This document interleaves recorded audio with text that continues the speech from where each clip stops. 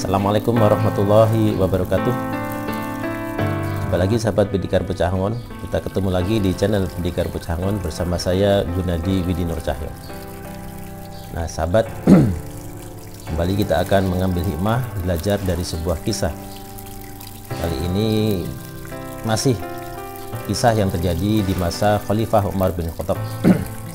Sebagaimana yang sudah kita ketahui dan juga sudah saya sebutkan di episode sebelumnya, Sayyidina Umar dikenal sebagai khalifah yang tegas, adil, tegas untuk menghukum orang-orang yang bersalah atau melanggar hukum Allah. Dan Umar juga dikenal sangat dekat dengan rakyat dan sering menyamar sebagai rakyat biasa dengan pakaian yang kumal untuk melihat sendiri bagaimana kondisi rakyatnya. Nah satu kali ketika Sayyidina Umar ini sedang berkeliling, dia bertemu dengan seorang pemuda. Nah pemuda ini dia memang seorang pemabuk. Ketika itu pemuda ini baru saja membeli satu botol khamar atau minuman keras. Nah setelah dia membeli satu botol minuman khamar ini, dia mau bawa pulang, tiba-tiba dia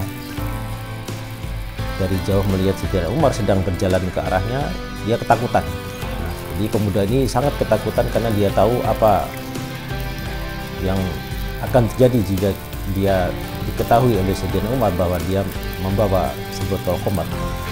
Dia pasti akan dihukum dengan keras.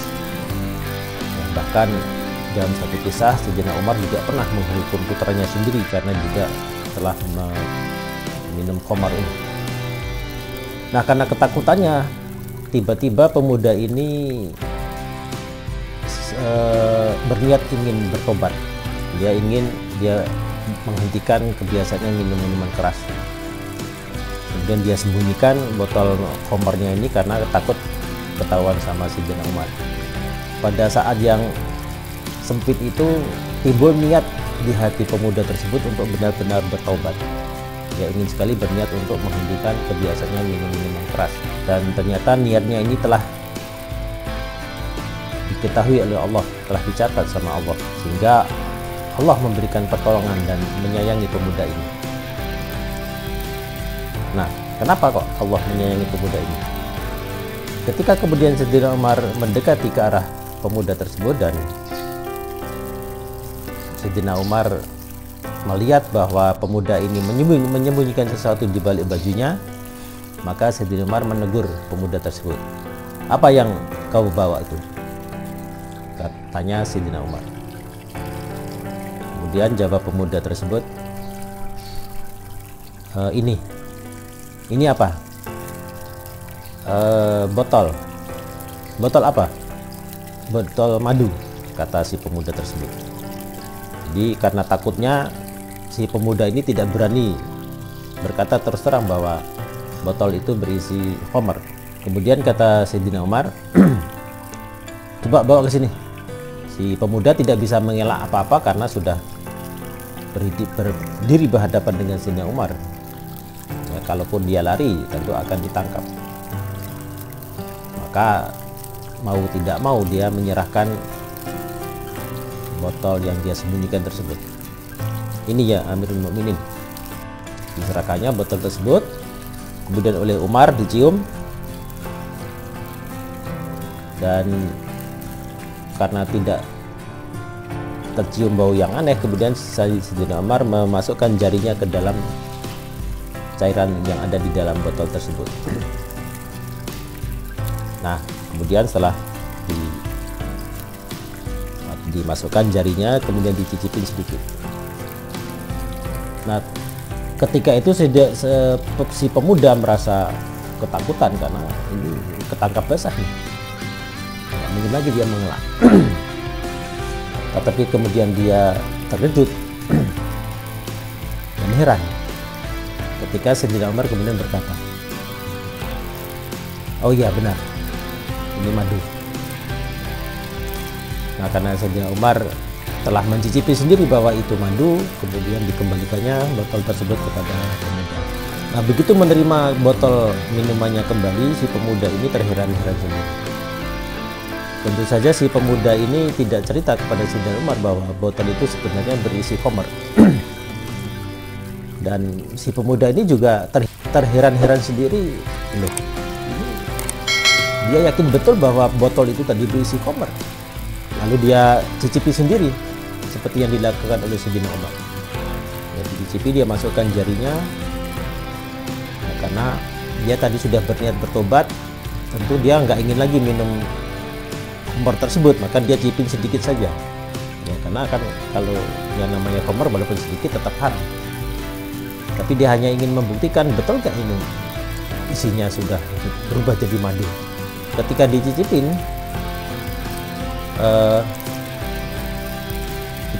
ketika dia jilat jarinya yang sudah dimasukkan ke cairan tersebut, dia semakin terkejut lagi karena yang dirasakannya memang bukan khamr tapi benar-benar madu. Bersyukurlah pemuda ini karena dia sadar bahwa Allah telah menyayanginya, Allah telah menyelamatkannya dari hukuman. Kemungkinan besar akan dia terima jika Sayyidina Umar menangkap basah bahwa dia telah membawa minuman keras atau khamr. Nah, sahabat Pendikar Pecangon, dari kisah ini kita bisa mengambil hikmah betapa Allah sangat menyayangi hambanya dan Allah maha luas kasih sayangnya, maha luas pintu taubat. Walaupun pemuda itu baru berniat untuk bertobat, tetapi Allah sudah sangat menyayanginya sehingga Allah menjaga si anak ini untuk tidak menerima hukuman keras dari Sayyidina Umar. Nah, bayangkan sahabat kalau memang si pemuda ini sudah benar-benar bertobat, sedangkan baru berniat bertobat saja Allah sudah menyayanginya, Allah sudah melindungi. Nah, maka dari kisah ini sahabat kita bisa mengambil hikmah bahwa Allah maha luas pintu taubatnya kepada siapapun hambanya. Walaupun sudah terbiasa melakukan maksiat, selama kita sungguh-sungguh berniat untuk bertaubat ataupun taubatan nasuha, maka pintu tobat akan selalu terbuka. Maka sahabat, melalui video ini mari kita sama-sama, saya mengajak sahabat semuanya untuk tidak henti-hentinya kita bertobat kepada Allah. Bertobat ini tidak harus menunggu kita melakukan maksiat. Bertobat ini gak harus kita melakukan satu kejahatan.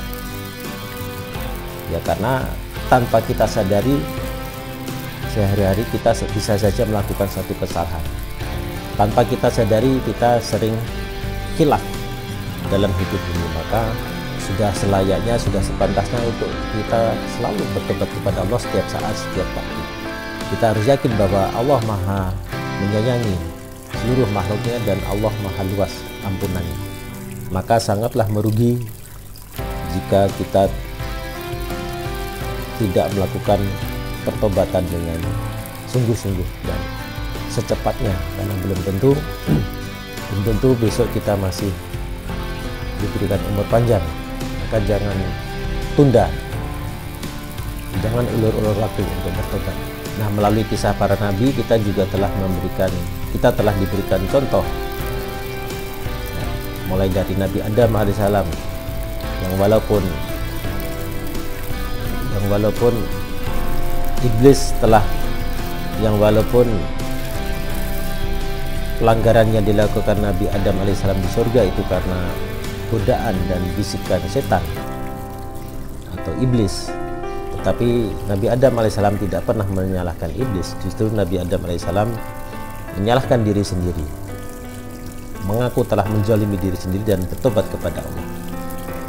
Begitu juga nabi-nabi yang lain, Nabi Musa alaihissalam, kemudian Nabi Yunus alaihissalam yang ditelan oleh ikan besar, juga bertobat dan mengaku menzalimi diri sendiri.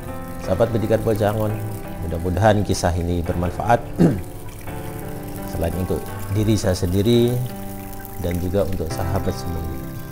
Sekali lagi, saya tidak mengajari, tidak menyuruh, tetapi sama-sama kita mengajak, sama-sama kita belajar, sama-sama kita sinau bareng. Mudah-mudahan kita sama-sama mendapatkan manfaat dari kisah ini. Terima kasih sahabat telah mengikuti channel Pendikar Pecahangon, dan terima kasih terus mendukung channel ini. Mohon bantuannya supaya channel ini bisa terus berkembang. Insya Allah kita jumpa lagi di episode mendatang dengan kisah dan topik yang berbeda, tetap di channel yang sama, channel Pendikar Pecahangon. Terima kasih sahabat, saya tutup pertemuan ini. Assalamualaikum warahmatullahi wabarakatuh.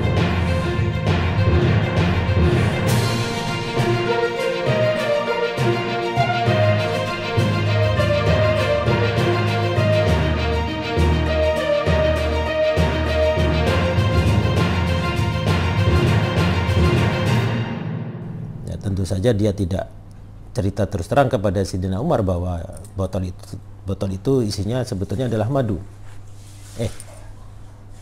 Salah.